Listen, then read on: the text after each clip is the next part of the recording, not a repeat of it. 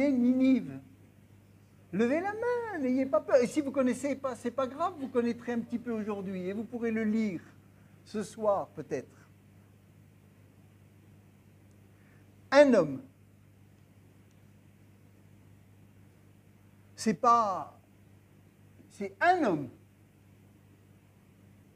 C'est 4 chapitres dans la Bible. C'est pas beaucoup. Est-ce qu'il y en a qui ont déjà lu leur Bible en entier? Des fois, de lire 4 chapitres dans la semaine, il y en a qui disent ah, c'est une épreuve. 120 000 âmes, je crois, si je ne me trompe pas de chiffre. Un message court, précis, répété inlassablement d'un bout à l'autre de la ville. Ce n'est pas une prédication préparée pendant une semaine avec jeûne et prière. C'est un homme qui va dans une ville où Dieu l'envoie en lui disant « J'ai quelque chose à dire à cette ville ».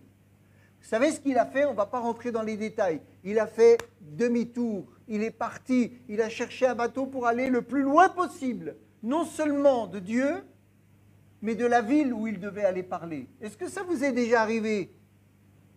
Quand Dieu vous dit « Tu vas aller parler à cette personne-là, je la connais, je ne veux pas ». C'est ce qu'il a fait. Je les connais, je ne veux pas.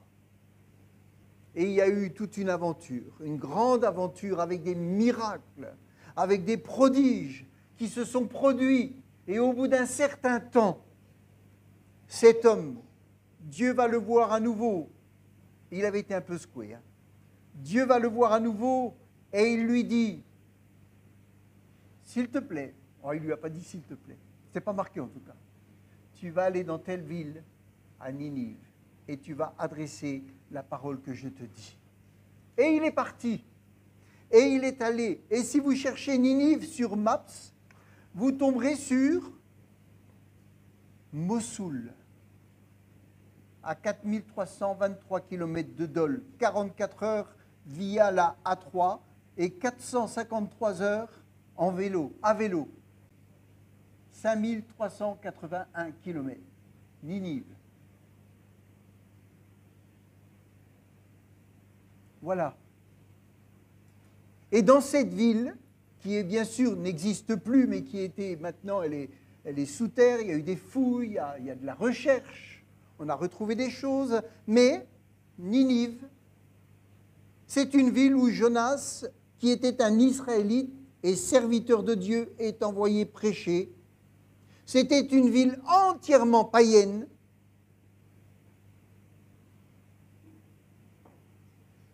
Et Dieu veut se servir de cet homme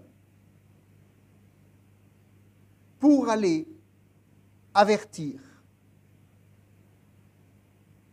Et voyez-vous, quelqu'un me disait cette semaine, les musulmans disent que Jésus n'est il faut pas aller vers Jésus en tant que musulman, il faut rester musulman. Parce que Jésus est venu pour les Juifs. Il est venu pour son peuple. J'aimerais vous dire, déjà, Élie, dans l'Ancien Testament, a été envoyé à une femme de Sarepta. Elle n'était pas juive. Dieu va être envoyé vers elle. Élisée va guérir un homme syrien qui s'appelle Naaman, mais qui cherchait et qui avait la foi. Christ va parler à une femme qui est samaritaine. Et puis, il guérit la fille d'une femme syrophénicienne dans Jean. Certains disent que Jésus n'a été envoyé que pour les Juifs, mais c'est faux. Il a été envoyé déjà vers son peuple et ensuite vers toutes les âmes. Parce que Jésus à la croix, il est mort pour tous les hommes. Amen. Quel que soit le pays, la nation, l'endroit, la religion que tu as, même si tu es sataniste, même si tu es une sorcière, Jésus te cherche parce qu'il veut te sortir d'affaires. Jésus est venu pour tous les peuples, pour toutes les religions et les croyances. Il est venu pour sauver de la mort, du salaire du péché. Le péché mène à la mort. Aucune religion ne peut te sauver. Aucune religion ne peut te sauver. Aucun sacrifice que tu feras ne pourra t'amener le salut de ton âme. Jésus est le seul qui a le pouvoir de pardonner. C'est le seul qui a pris la condamnation à ta place. C'est le seul qui est mort et qui a subi la mort à ta place. Il est venu pour le péché, mais il est venu aussi pour guérir les malades. Peut-être que tu es malade ce matin. Ou peut-être toi qui écoutes ou qui va écouter en différé plus tard. Tu es malade. Je disais, je ne sais pas pourquoi je pensais, il y a des gens, vous savez, des femmes, des hommes, c'est des sorciers, des sorcières. Ils travaillent pour Satan. Et Dieu va les chercher. Il y a des livres où on voit des gens qui ont été arrachés à ce milieu. Ça a pris du temps. Mais ils sont des hommes, des femmes, des enfants de Dieu. Amen. Nous avons parlé la semaine dernière de Jésus, homme de douleur, qui a résisté à tout depuis son enfance jusqu'à la mort pour nous donner une pleine victoire. Quand il était adolescent, il était avec les adolescents. Quand il était enfant, il était dans la cour de l'école avec les enfants. Quand il a été plus grand, il a été avec les jeunes hommes de son âge qui n'étaient pas convertis, qui avaient des travers. Et lui, toute sa vie, il a dû garder la sainteté qu'il avait. Il a dû garder une vie sans péché et il a dû résister. Mais tout cela, il l'a fait pour nous. Amen. Seule la repentance et l'acceptation de Jésus peut te réconcilier avec ton Créateur. Alors, nous allons commencer en lisant un passage dans Matthieu chapitre 12 au verset 41. Matthieu 12, verset 41. Et c'est Jésus qui parle de Ninive. C'est intéressant, parce que c'est un événement ancien, mais Jésus en parle. Matthieu chapitre 12 au verset 41, il est dit, dans la version seconde, « Les hommes de Ninive se lèveront au jour du jugement avec cette génération et la condamneront parce qu'ils se sont repentis à la prédication de Jonas. Et voici, il y a ici plus que Jonas. » Jésus, là, dans le contexte, il s'adressait aux pharisiens. Il s'adressait à ceux qui contestaient qu'il était le Fils de Dieu, à ceux qui contestaient les miracles, à ceux qui contestaient les paroles de Jésus, à ceux qui contestaient le ministère de Jésus, et à ceux qui s'opposaient à Jésus. Et il leur dit, les gens de Ninive un jour se lèveront contre cette génération, la génération, la sienne, hein, et ils condamneront. Vous savez, les Juifs, ils pensaient que c'était eux qui allaient condamner les païens. Et Jésus leur dit, mais c'est les païens qui un jour vous condamneront pour la dureté de votre cœur. Parce qu'eux ont cru et se sont repentis, alors que vous, aujourd'hui, vous avez plus que Jonas. Vous avez le Fils de Dieu qui est là avec vous, qui fait des miracles, qui vous parle. Celui qui était attendu, il est là au milieu de vous et vous le contestez. Les païens de Ninive vous jugeront. Waouh! Il leur dit, la reine du Midi se lèvera, au verset 42, au jour du jugement, avec cette génération et la condamnera, parce qu'elle vint des extrémités de la terre pour entendre la sagesse de Salomon. Et voici, il y a ici plus que Salomon. Cette femme, la reine de Saba, elle a fait 1600 kilomètres pour aller écouter la sagesse légendaire du roi Salomon, qui avait une sagesse, qui parlait de l'Éternel, qui était un homme qui avait reçu de Dieu quelque chose d'extraordinaire. Elle a fait 1600 kilomètres pour aller écouter, voir la sagesse de cet homme. Et Jésus dit, cette femme, elle se lèvera au jour du jugement et elle vous condamnera. Parce qu'elle a cru simplement à la sagesse qu'elle a vue, qu'elle a entendue. elle a constaté la puissance, elle a vu ce que Dieu a fait avec cet homme. Et le Christ annonce ici la participation donc des habitants de Ninive, de la reine du Midi, pourtant des hommes et des femmes qui n'étaient pas du peuple de Dieu. Ça veut dire que être religieux ne fait pas de vous un homme nouveau. Être religieux, connaître les Écritures, connaître la Bible ne fait pas de vous un homme, une femme nouvelle, née de nouveau. Ça, c'est important. Ces gens connaissaient la loi parfaitement. Ils avaient plus de 600 commandements. Ils en avaient rajouté parce qu'ils n'en avaient pas assez avec ceux que Dieu avait donnés. Mais non seulement ils ne les respectaient pas, eux, mais ils jugeaient ceux qui ne les respectaient pas. C'était terrible. C'était terrible. Jésus s'est trouvé devant une génération. C'était dur, des cœurs durs. Et je pense que les paroles de Jésus ont dû faire l'effet d'une bombe pour les pharisiens, parce qu'ils pensaient qu'eux étaient au-dessus des païens et qu'ils allaient les juger du haut de leur position. Et Jésus leur dit non, parce que ce qui comptait pour vous, c'est de vous repentir et de croire qui je suis et ce que je suis venu faire. Alors maintenant, il leur dit, dans Matthieu chapitre 19 au verset 39, on va revenir un peu avant, il leur répondit, une génération méchante et adultère demande un miracle. Parce que en plus de tout ce qu'ils avaient vu, ils disaient à Jésus, montre-nous un miracle, que nous puissions croire en toi. Enfin, et il leur dit, il ne lui sera donné d'autre miracle que celui du prophète Jonas. Jonas est un homme qui a passé 3 jours et 3 nuits dans le ventre d'un immense poisson. Et ce n'est pas le seul. Il y en a d'autres à qui c'est arrivé. Bien sûr, pas souvent, mais c'est arrivé que des hommes soient rejetés par un immense poisson qui les a gardés sans les tuer. Car de même que Jonas fut 3 jours et 3 nuits dans le ventre d'un grand poisson, vous savez, il y en a plein qui contestent ce passage. Ils disent que c'est une allégorie, que c'est une histoire. Est-ce que Jésus raconte des histoires? Non. Quand Jésus dit que c'est vrai, c'est que c'est vrai. D'accord? Même si ça nous paraît impossible. Vous savez, il y a des gens qui disent que l'armée de Pharaon n'a pas pu se noyer.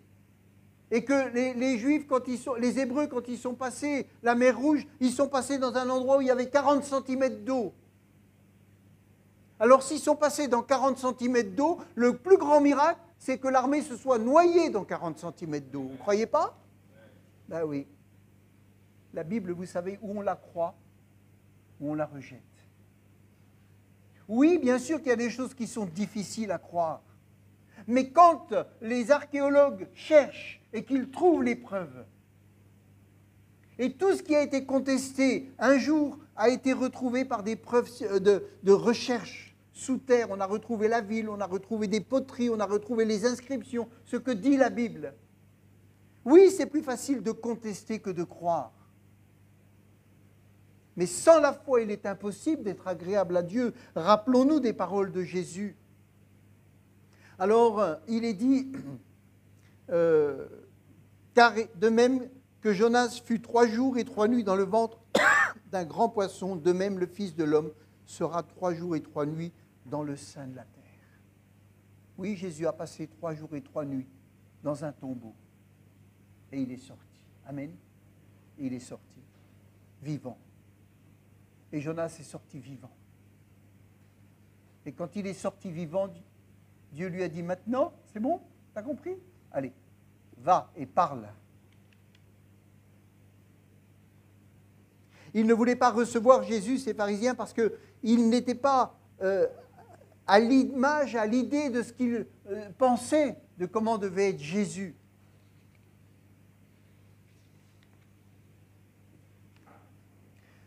Ma question pour toi ce matin, c'est que demandes-tu comme signe pour te repentir et enfin marcher sans compromis avec Jésus? Vous savez, nous, chrétiens, des fois,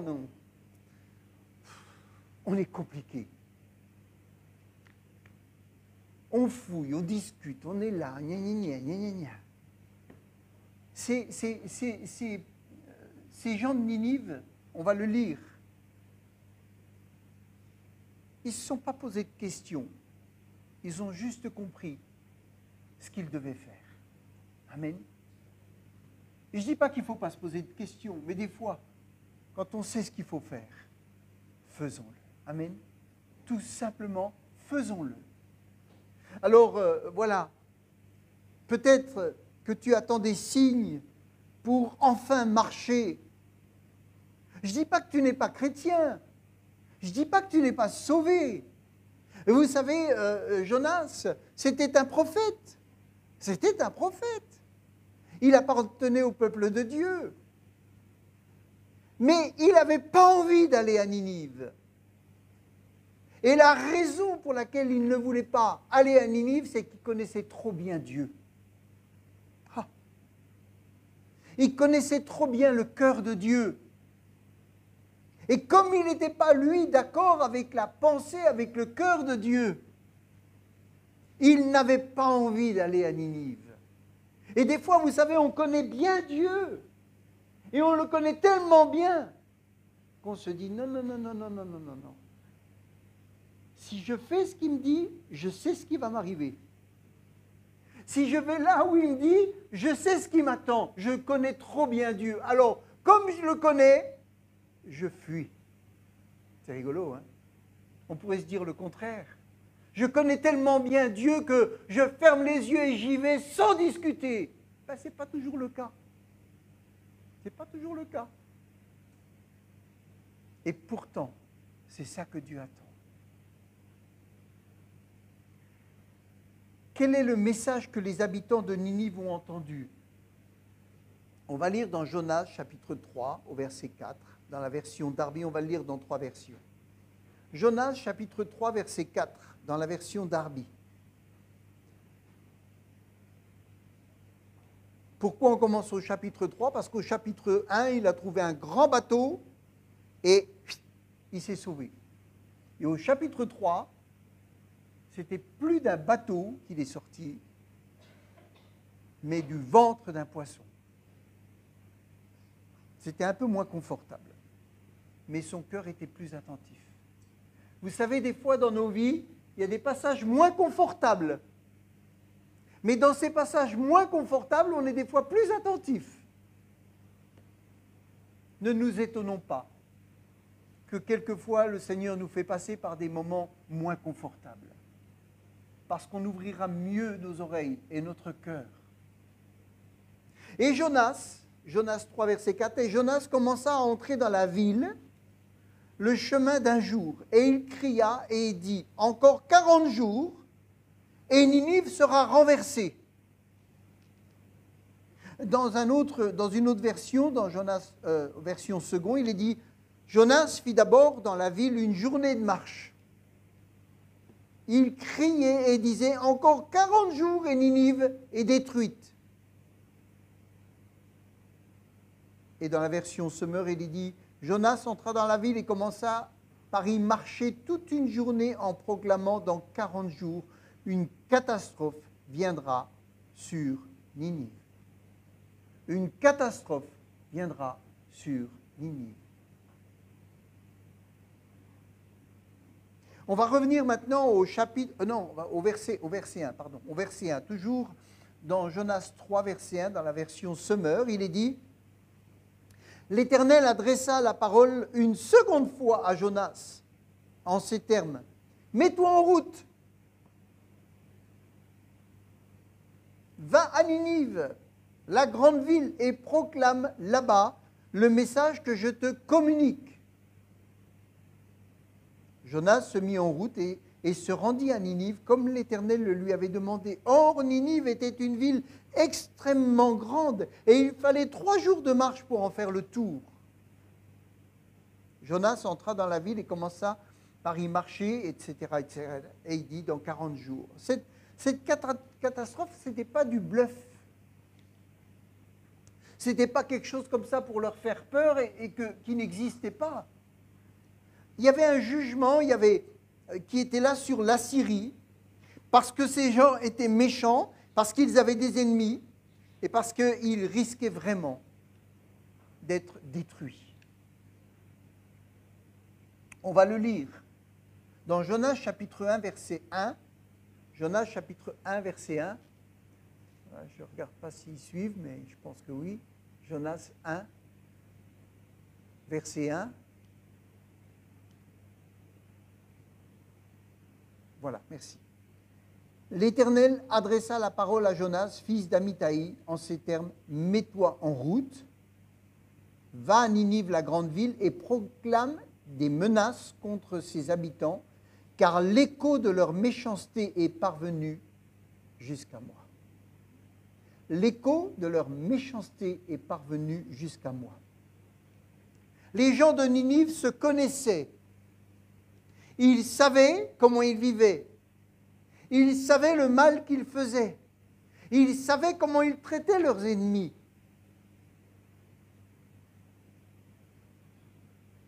Et ils savaient que les Hébreux, que les Israélites avaient un Dieu qui répondait, qui était puissant. C'étaient des guerriers sans pitié. Et voyez-vous, Jonas était seul contre tous. Jésus nous a dit dans le Nouveau Testament, allez 2 par 2, etc. Je vous envoie comme des brebis au milieu des loups. Mais Jonas, lui, il était tout seul. Tout seul. Et il fallait qu'il aille dire quelque chose de très mauvais. Il allait annoncer une parole hostile, des menaces. Mais il l'a fait. Amen. Il l'a fait. Il était affaibli par son aventure dans le ventre de ce gros poisson, mais il l'a fait.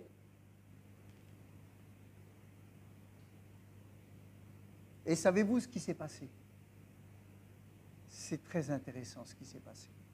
C'est vraiment très intéressant. On va le lire dans Jonas chapitre 3, verset 5. Dans la version Semeur, il est dit, les habitants de Ninive discutèrent entre eux sur les paroles que ce prophète a racontées. Ils se sont installés dans le café du coin et ils ont discuté le pour et le contre. Est-ce que ça peut être vrai? Est-ce que c'est faux? C'est ça? Les habitants de Ninive crurent en Dieu. C'est clair. Il n'est pas dit ils crurent en Jonas. Il est dit ils crurent en Dieu. Ça veut dire que ce qu'ils ont entendu, ils n'ont pas dit c'est un homme comme les autres ont dit c'est Jésus, le fils du charpentier. Non, ils n'ont pas dit ça. Ils ont écouté et de là c'est descendu de 30 cm dans leur cœur, descendu directement et ils ont cru que c'était Dieu qui parlait. Il est dit, ils crurent en Dieu, ils publièrent un jeûne. Et quelle que fût leur condition sociale, ils revêtirent des habits de toile de sac. C'est-à-dire, ils prenaient des sacs et ils déchiraient leurs habits où ils étaient là, et c'était un signe de repentance. Et il est dit, et c'est très intéressant, premièrement, ils crurent en Dieu. Deuxièmement, quelle que fût leur condition sociale. Ça, c'est fait pour les pauvres. Ça, c'est fait pour les religieux. Ça, c'est fait pour eux aussi. Quelle que soit leur condition sociale. Celui qui vivait dans un château, que ce soit le roi, que ce soit l'agriculteur, que ce soit l'artisan, que ce soit celui qui avait la grande maison au-dessus, tous, ils ont ouvert leur cœur et ils ne se sont plus occupés de leurs conditions sociales, de la religion qu'ils pouvaient avoir, de la foi qu'ils pouvaient avoir, ou de l'état dans lequel ils se trouvaient. Verset 6. Le roi de Ninive, informé de la chose, se leva de son trône Monsieur Macron se lève de son trône. Tous les ministres se lèvent de leur place là-bas en entendant un homme qui dit la France risque très fort une catastrophe. Un chrétien qui se lève, qui parle. Et toute la population, jusqu'au président, en passant par tous les ministres, en passant par tous, les préfets, tout le monde, les gens les plus riches. Comment il s'appelle le plus riche là de France? Bernard Arnault, non? C'est ça? Celui qui a les parfums là. Le plus riche, il prend un sac et il dit pardon, pardon, pardon, pardon, pardon, pardon, pardon. Vous imaginez ça? C'est ce qui s'est passé là-bas. C'est ce qui s'est passé là-bas. Parce qu'ils crurent. Ils crurent. Il est dit, le roi de Ninive, informé de la chose, se leva de son trône, enleva son manteau royal, se couvrit d'un sac de toile et s'assit sur la cendre. Puis il fit proclamer ce décret par ordre du roi et de ses ministres. Il est interdit aux hommes comme aux bêtes, petits ou gros bétail, de manger quoi que ce soit, de paître et de boire de l'eau. Hommes et bêtes doivent se couvrir de toile de sac, crier à Dieu. Amen. Vous vous rendez compte? Crier à Dieu de toute leur force, il leur dit, et de ça crier à Dieu de toute leur force. Et pas que. Et pas que. Parce que des gens qui vont crier à Dieu quand ils sont dans une difficulté, ça arrive, hein? Il y a des gens qui ne sont pas spécialement croyants, mais un jour ils ont un grand problème et ils crient à Dieu. Et puis dès que le problème est passé, ils oublient Dieu. Et pourtant Dieu des fois a répondu. Amen. Parce qu'il est bon, parce qu'il est fidèle. Mais il est dit ensuite que chacun abandonne sa mauvaise conduite et les actes de violence qu'il commet. Waouh! Waouh! Quelle prédication! Et qui a fait cette prédication-là? Est-ce que c'est Jonas? Non, c'est le roi. C'est le roi de Ninive qui a fait cette prédication. Que chacun abandonne sa mauvaise conduite et les actes de violence qu'il commet. Quelle prédication! Quelle prédication! Quelle parole! Si c'est Jonas qui l'avait dit, peut-être que les gens auraient dit « Eh oh, tu te prends pour qui ?» Mais c'était leur roi. C'était leur chef qui parlait. Alors j'imagine la scène. On aurait pu la jouer hein, en théâtre, là, pendant le culte. Les gens qui vont prendre leurs armes, qui vont les jeter dans le silence, avec un sac de cendres, qui vont commencer à confesser leurs mauvaises actions. Chacun va aller dans un endroit, va régler une situation, un autre, il va aller là, il va aller peut-être de nuit, pour pas trop qu'on le voie, et il va aller régler une situation, et il est dit que chacun abandonne sa mauvaise conduite et les actes de violence qu'il commet. Qui sait? Verset 9. Qui sait? Parce qu'ils n'avaient pas de garantie. Ils n'avaient pas de garantie. Nous, on sait que si on demande pardon, le sang de Jésus purifie. Amen. On ne se dit pas qui sait si Dieu me pardonnera. On sait que Dieu pardonne. Amen. Et il est dit, peut-être Dieu se ravisera-t-il et décidera-t-il de changer de ligne de conduite en abandonnant son ardente colère, de sorte que nous ne périrons pas. Waouh! Lorsque Dieu constata comment les Ninivites réagissaient et abandonnaient leur mauvaise conduite, il renonça à faire venir sur eux le malheur dont il les avait menacés. lorsque Dieu constata comment les Ninivites réagissaient et abandonnaient leur mauvaise conduite, amen, donc il a observé. Et quand il a vu ça, il a dit, j'abandonne mes poursuites contre ce peuple méchant, contre ce peuple violent. J'abandonne mes poursuites. Amen. Et le malheur qui devait venir n'est pas venu. Êtes-vous content pour les gens de Ninive?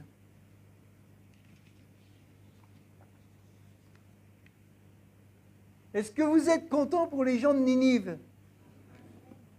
Oui? Ah, d'accord.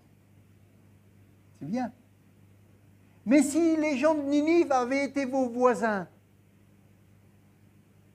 et que les gens de Ninive vous avaient fait toutes les crasses possibles, s'ils étaient dans le bâtiment où vous êtes, et qu'ils vous avaient crevé vos pneus, si ces habitants de Ninive, chaque fois que vous les croisez, ils vous insultent, et ils se lient pour vous faire du mal, et ils appellent un copain qui va venir faire ça, qui va casser votre boîte aux lettres, etc. Si les gens de Ninive, c'était les gens de votre quartier, et qui vous en ont fait voir de toutes les couleurs, et que Dieu vous dit, tu vas aller parler à celui qui a brûlé ta voiture il y a 15 jours, et tu vas lui dire, si dans 40 jours, tu vas avoir un malheur. Ah bah oui. Alors là, je suis rempli de l'esprit pour aller lui dire ça. C'est ça, hein? Mais que ce voisin se repent. Et que tu te dis dans ta tête, ce voisin-là, il va venir au culte, il va être assis à côté de moi, il va bénir Dieu. Et moi, qui ai tant de haine contre lui, justifié entre guillemets pour tout le mal qu'il a fait, je vais devoir le prendre par la main et dire, merci Seigneur. Eh bien Jonas, lui, il n'a pas supporté. Il n'a pas supporté. Il n'a pas supporté.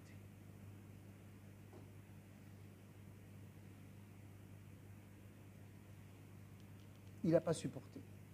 Il en a voulu à Dieu. Et il a dit, je ne voulais pas y aller, je vais essayer de vous le trouver. Alors, c'est Jonas 4, verset 1.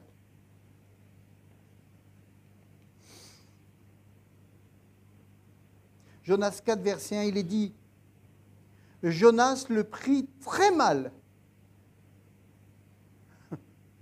et se mit en colère. Il adressa cette prière à l'Éternel. Ah, Éternel, je l'avais bien dit quand j'étais encore dans mon pays. Et c'est pour prévenir de cela que je me suis enfui à Tarsis. Il connaissait trop bien Dieu. Et il savait que Dieu, dans sa colère contre Ninive, il pouvait changer d'avis si les gens de Ninive se repentaient. Mais lui, il ne voulait pas de ce plan-là. Et il le dit, car je savais que tu es un Dieu plein de grâce et de compassion, lent à la colère, riche en amour, et que tu renonces volontiers aux menaces que tu profères. Alors comme je savais ça, quand tu m'as demandé d'aller là-bas, j'ai fui. Parce que ton amour, ce n'est pas mon amour. Ton degré de pardon, ce n'est pas mon degré de pardon. Alors il dit en plus, maintenant Éternel, prends-moi donc la vie, car la mort vaut mieux pour moi que la vie. Et là, Dieu lui dit, fais-tu bien de te mettre en colère? Jonas sortit de la ville et s'installa à l'est de la ville et construisit là une cabane et s'assit, etc., etc. Il était en colère contre Dieu. C'est drôle, hein? Un croyant qui connaît très bien Dieu, qui connaît l'amour, la compassion, la grâce, la patience de Dieu, et qui va à l'encontre de l'appel que Dieu lui donne, parce qu'il n'a pas envie de voir des gens qui ont fait du mal à Israël, trouver le pardon. Et moi je dis, trouvez l'erreur. Trouvez l'erreur. Qu'est-ce qui se passe? Comment peut-on être croyant et avoir des ressentiments si forts alors que Jésus, homme de douleur, est mort à la croix pour nous pardonner et pour nous donner la puissance d'aimer et de pardonner? C'est drôle, hein? C'est là que, vous savez, quand on se dit croyant, il faut se dire, je suis en apprentissage et j'ai beaucoup à apprendre. Et le Seigneur peut me surprendre en me mettant dans des situations qui vont révéler en moi des choses qui ne vont pas. J'ai beau venir louer Dieu, j'ai beau venir adorer à l'église, j'ai beau lire ma Bible, j'ai beau jeûner, j'ai beau donner ma dîme, Dieu peut me révéler dans mon cœur des choses qui ne vont pas du tout. Et il ne les révèle pas pour me faire du mal, il les révèle pour me délivrer. Amen. Il les révèle pour que je puisse changer. Il me révèle pour que finalement, en changeant, je fasse changer les gens qui sont autour de moi. Amen. En changeant mon caractère, Dieu va pouvoir changer les gens qui sont autour de moi. Amen. Et il va pouvoir rassembler. Je disais en début d'année, faire. Vous vous rappelez d'ailleurs? Rappelez-moi, tiens, rappelez-moi. Faire, qu'est-ce que ça voulait dire? F comme se former. On est en plein dedans là en ce moment. Il y a des formations, on apprend, etc. Le A, c'est amour. Ah, aimer. Ah, Jonas. Salut Jonas. On aurait dû te faire ce message-là. Hein. Ensuite, I, inviter. Alors j'ai une question. Depuis qu'on a fait ce message, est-ce que vous avez invité quelqu'un de l'église ou un voisin? Qui l'a fait? Qui l'a fait? Tu l'as fait? Ah oui, j'étais avec toi. Alors, ne vous bornez pas à écouter, la Bible dit, mais mettez en pratique. Invitez, apprenez à vous connaître. On est multiculturel, c'est ça? Il y a des drapeaux partout. Multiculturel? Est-ce que vous avez déjà mangé chez quelqu'un qui a une autre culture que vous? Est-ce que quelqu'un qui a une autre culture que vous a déjà invité? Est-ce que vous avez déjà mangé le plat que vous ne connaissez pas? Vous allez à grands frais, vous regardez, vous voyez des légumes, là, des trucs bizarres, des trucs... vous dites, ah, ça, c'est les Africains qui mangent ça. Y a-t-il des Africains? Oui. Est-ce que vous avez déjà invité des Européens chez vous à manger vos plats? Vous, Européens, Français, est-ce que vous avez déjà invité les frères et sœurs de... C'est ça. Si on veut se connaître, on en parlait, le meilleur endroit, c'est la table. On prend le temps, on discute, on partage. Amen. Après le I, c'est quoi? R. C'est quoi R? Rassembler. Avez-vous essayé de faire un rassemblement de votre famille? Un petit quelque chose là, pour rassembler. On est déjà mi-février. C'était au début de l'année, hein, le message là. Si on veut que ça change, il faut qu'on change. Amen. Et puis après c'est quoi? C'est un E? C'est quoi? Le E c'était quoi? Encourager. Est-ce que vous avez quelqu'un qui vous a encouragé? Oui? C'est bien. Est-ce que vous avez encouragé les autres? Qui l'a fait? Qui a pris à cœur ce faire pour dire, bah, je vais mettre en pratique ça? Vous voyez, hein, on pourrait les refaire les messages. Hein. On pourrait les refaire toute l'année. Hein. Eh oui. Amen. Alors parlons de ce prophète. Vous lirez à la maison si vous ne connaissez pas cette histoire. Jonas, c'est dans les prophètes à la fin de l'Ancien Testament. Lisez tout, lisez son histoire quand il est dans le bateau, comment des marins se sont convertis, ont cherché Dieu. Ça va vous donner envie de parler autour de vous, ça va vous montrer que le pire des pires, s'il entend le message de l'Évangile, s'il est interpellé par la parole, s'il est interpellé par votre témoignage, Dieu peut le toucher, Dieu peut le sauver, Dieu peut le faire changer sa prière. Amen. Dieu peut le faire abandonner ses idoles. Oh.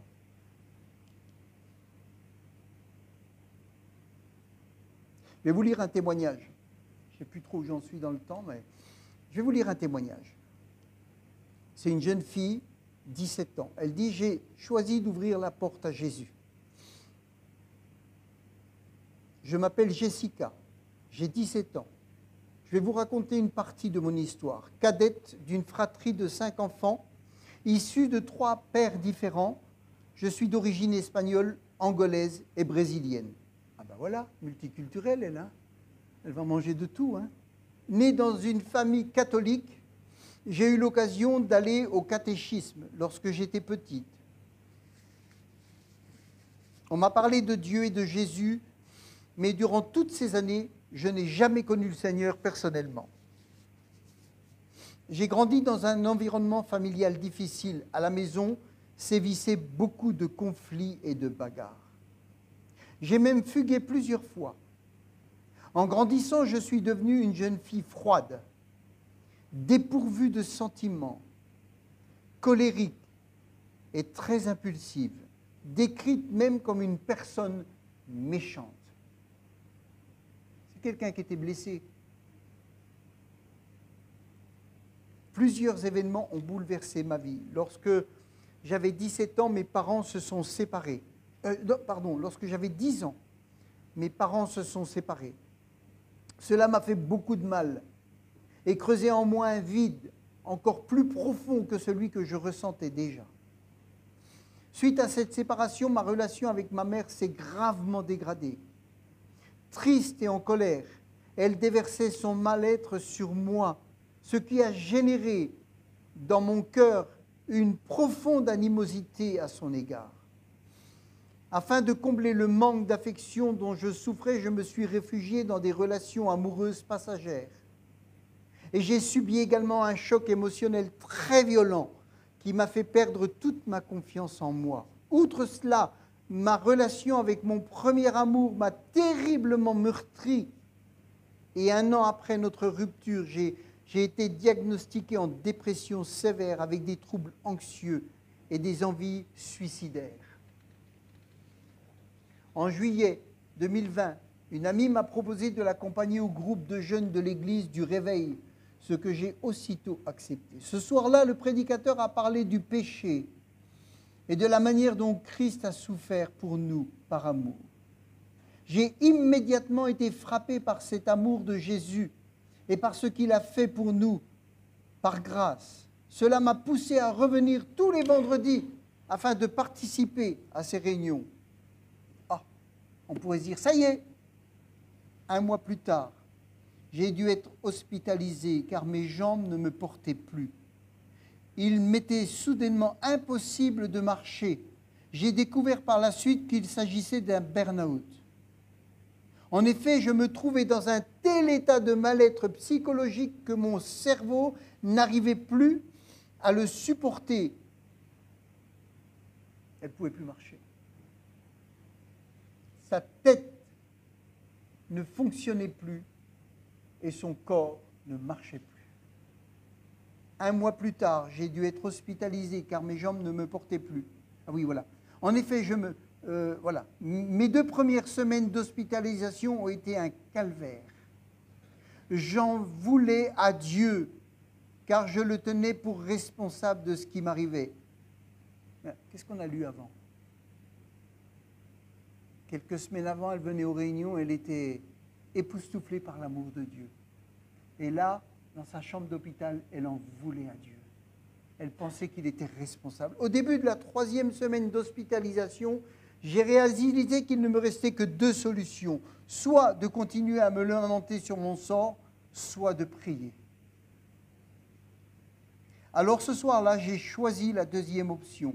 Et j'ai commencé à prier dans ma chambre d'hôpital avec cette pensée, s'il y a un Dieu qui existe, il va me guérir. Amen. S'il y a un Dieu qui existe, il va me guérir. Amen. Je me suis agenouillé sur mon lit et c'est alors que le Seigneur s'est révélé à moi.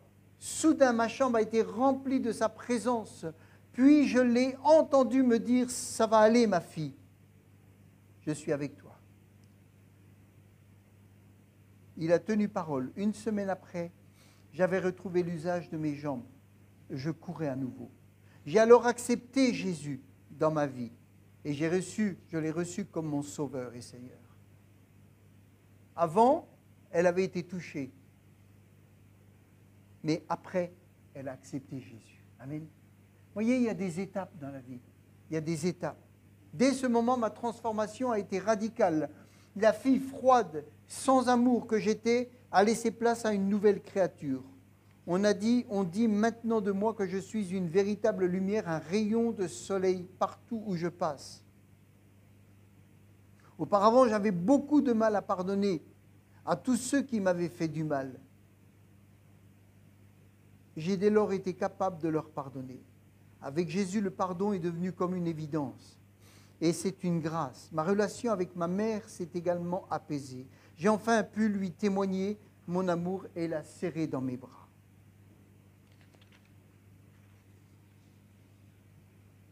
Voilà ce que Dieu peut faire. Amen. Et quand on lit, c'était ce que je voulais dire à la fin, Jonas le prit très mal et se mit en colère. C'était un homme de Dieu. Mais il a mal pris et il s'est mis en colère. Et il a fallu que Dieu lui parle.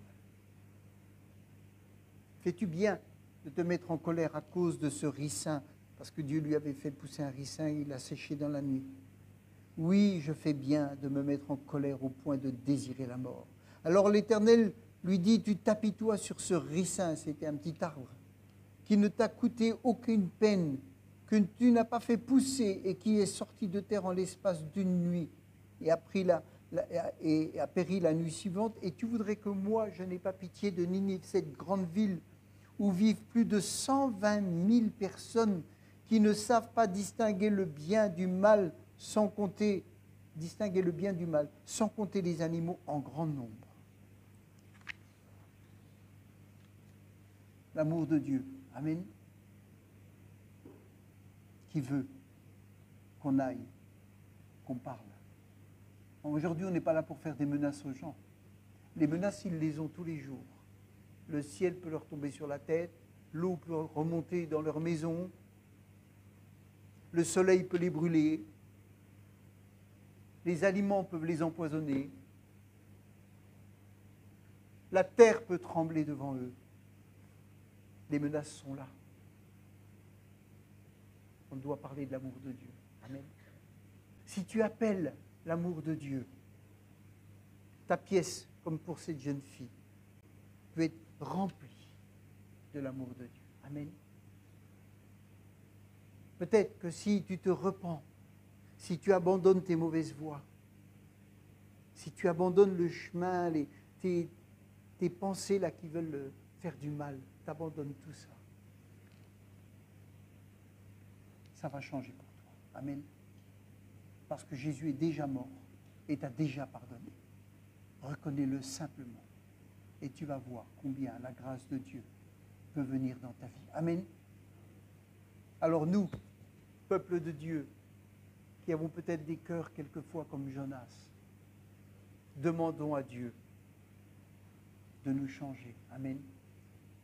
Et demandons-lui plus d'amour. Je me rappelle, un homme de Dieu disait, ma prière, c'est Seigneur, donne-moi plus d'amour, donne-moi plus d'amour, donne-moi plus d'amour. Il vit en Afrique et on tue les chrétiens là-bas en Centrafrique.